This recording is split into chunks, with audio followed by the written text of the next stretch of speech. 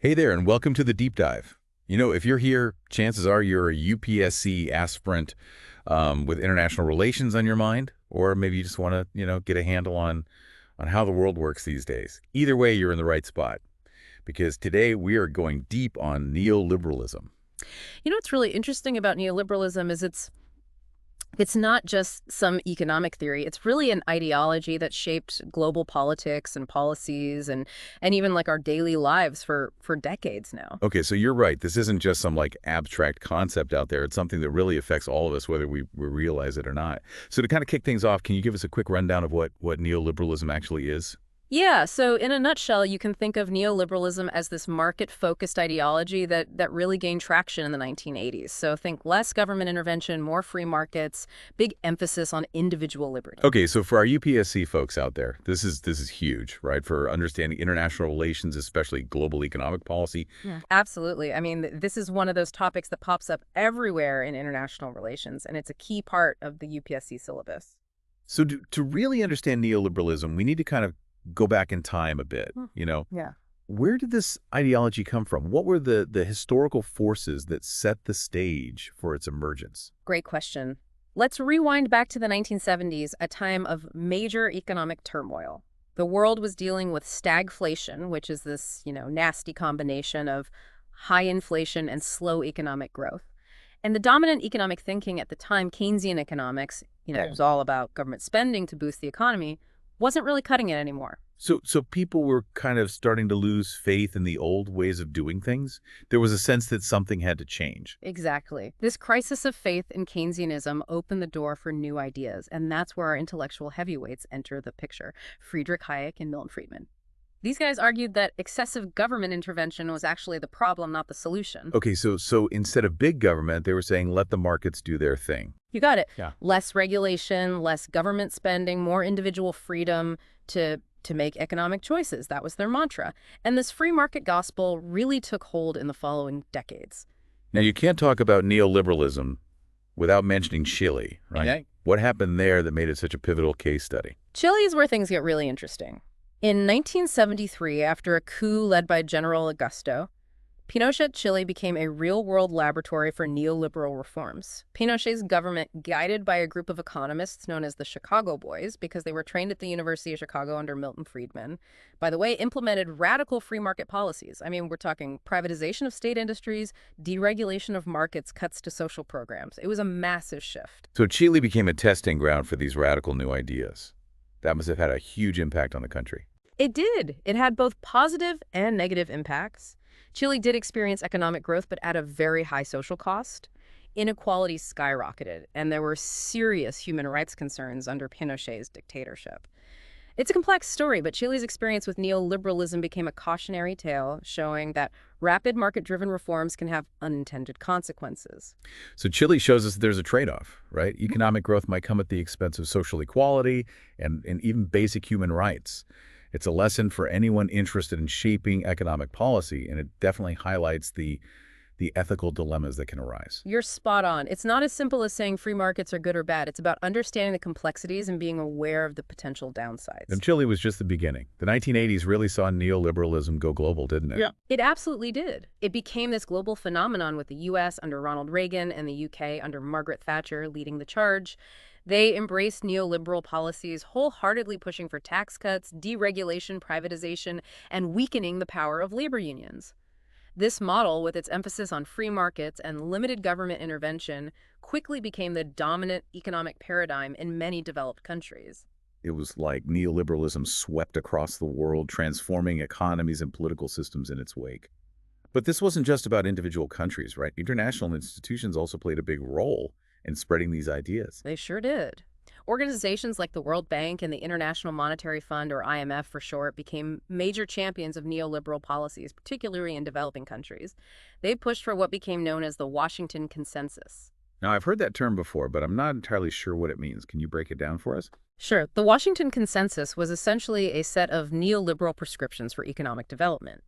It advocated for things like trade liberalization, privatization of state-owned enterprises, deregulation of markets, and fiscal austerity.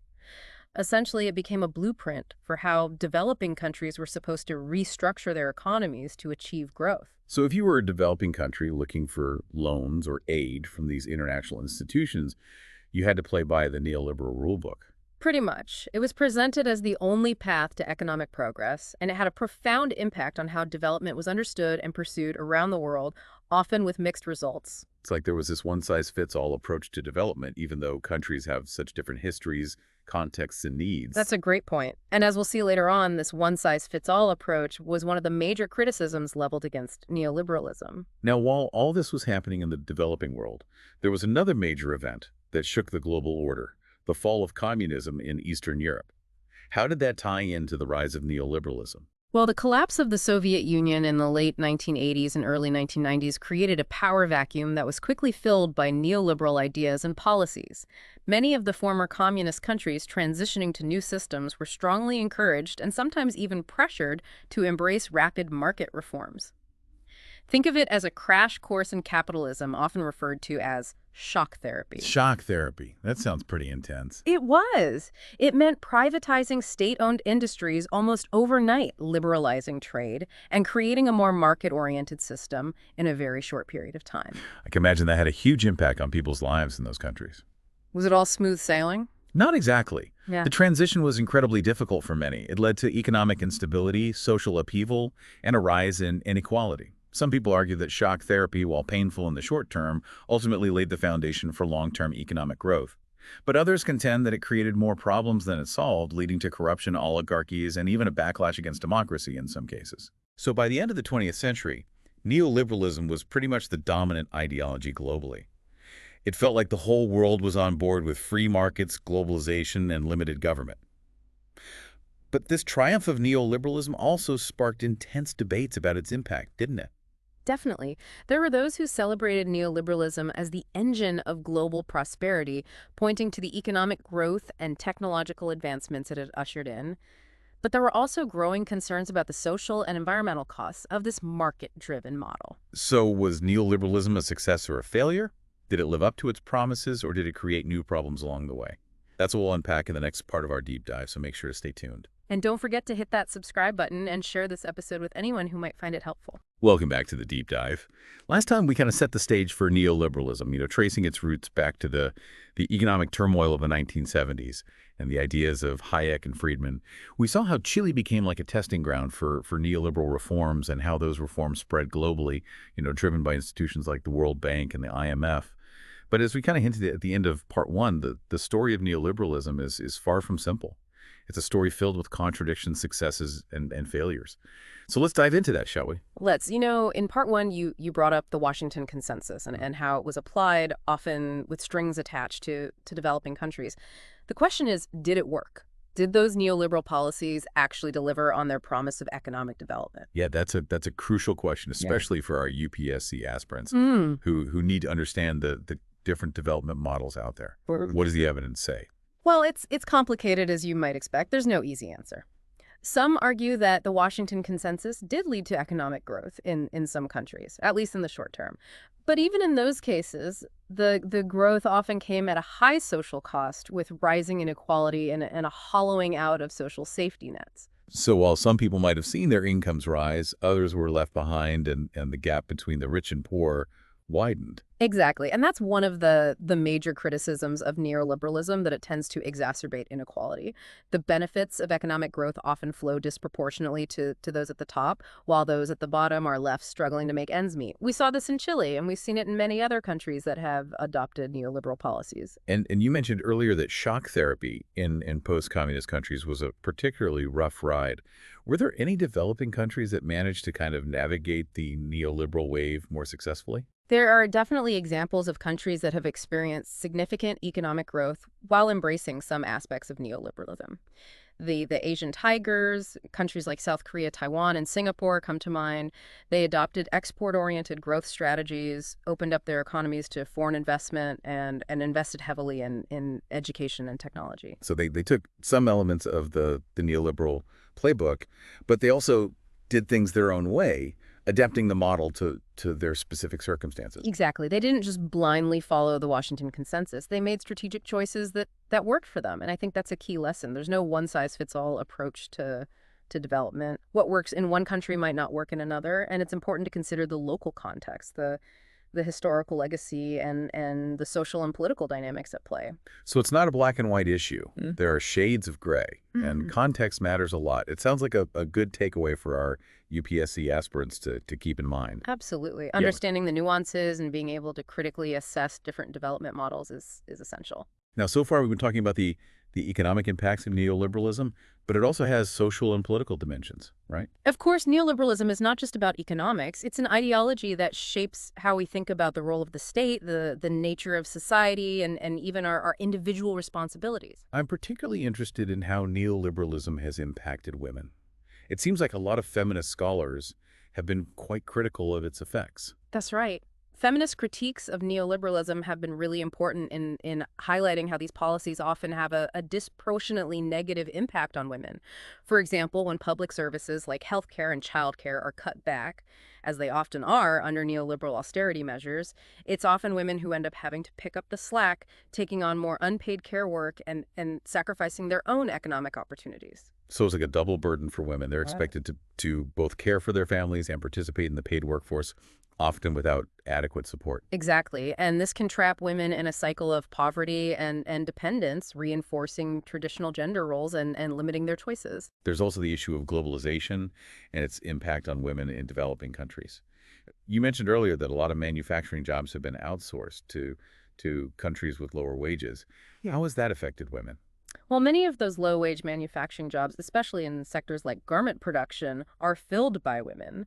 So, on the one hand, globalization has created new employment opportunities for some women in developing countries. But on the other hand, those jobs are often characterized by low-pay, precarious working conditions and exploitation.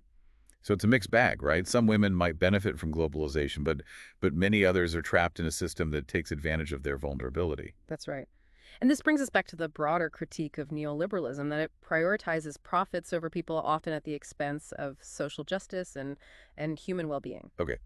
So we've talked about the downsides, but are there any potential upsides to neoliberalism, or at least aspects of it that might be worth salvaging? That's a good question.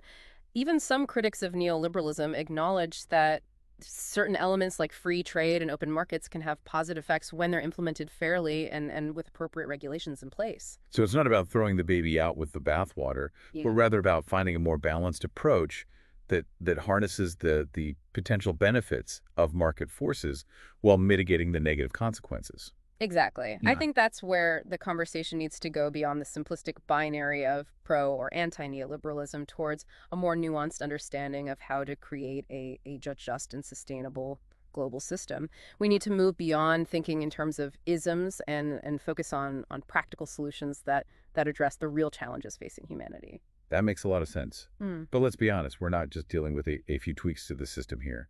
We're living in a time of massive global challenges: climate change, inequality, technological disruption, political polarization. It feels like we need more than just a modified version of neoliberalism to navigate these turbulent waters. You're absolutely right. We need to be thinking bigger, bolder, and more creatively. And that's why it's so important to engage with alternative ideas and models. We need to think outside the neoliberal box and explore different ways of organizing our societies and economies. So what are some of those alternatives? Where do we even begin to imagine a post-neoliberal world? What other paths are out there? Well, there's no single answer, no magic bullet. Different thinkers and movements are proposing a variety of solutions, each with its own strengths and weaknesses. One idea that's gaining traction is the concept of a Green New Deal. I've heard that term a lot lately, but to be honest, I'm not entirely sure what it entails. Can you give us a quick explainer? Essentially, a Green New Deal is a framework for tackling both the climate crisis and economic inequality simultaneously. It involves massive investments in renewable energy, green infrastructure, and social programs with the goal of creating a more sustainable and equitable economy. Think of it as a kind of Marshall Plan for the 21st century, but instead of rebuilding Europe after World War II, we're rebuilding our economies and societies to be more sustainable and just... So it's like killing two birds with one stone, tackling climate change, while also creating jobs, reducing poverty, and investing in a better future for all. That sounds pretty ambitious. It is ambitious, but many argue that it's the kind of bold thinking we need in these times. Of course, the details of how to implement a Green New Deal are still being debated, and it would require significant political will and international cooperation. But it's a powerful idea that's capturing the imagination of many people around the world. It's definitely an idea worth exploring further. Yeah. Are there other alternative models out there that are gaining momentum? Yes. Another interesting concept is degrowth. It challenges the assumption that endless economic growth is either desirable or possible on a finite planet. It's about rethinking our relationship with consumption and finding ways to live well within ecological limits. So instead of constantly striving for more degrowth, is about prioritizing quality of life over quantity of stuff. It's about recognizing that our current model of endless economic growth is ultimately unsustainable. You got it. Degrowth is about downshifting, simplifying, and focusing on well-being rather than material accumulation. It's about recognizing that we can't keep consuming and polluting at the current rate without dire consequences for the planet and future generations. That's a pretty radical shift from the consumerist culture we're so used to. Are there any real-world examples of degrowth in action? Well, it's more of an emerging movement than a fully realized model at this point, but there are communities and cities around the world that are experimenting with degrowth principles. They're reducing consumption, promoting local economies, emphasizing sharing and collaboration and prioritizing well-being over material wealth. So it's kind of a bottom-up approach Yeah. with people taking matters into their own hands and creating alternative ways of living and being. Exactly. And I think that's where a lot of the hope lies in the creativity and resilience of people who are imagining and building a different future, one that's more just sustainable and fulfilling. This is all incredibly fascinating, but I have to admit it's also a bit overwhelming. Yeah. With all these different ideas and movements swirling around, it's hard to know where to focus our energy or what kind of future to strive for. I understand. It can feel like we're standing at a crossroads with multiple paths ahead of us, each with its own set of challenges and opportunities. But that's also what makes this such an exciting time to be alive. We're not just passive passengers on this journey. We have the power to choose our path, to shape our future, and to create the world we want to live in.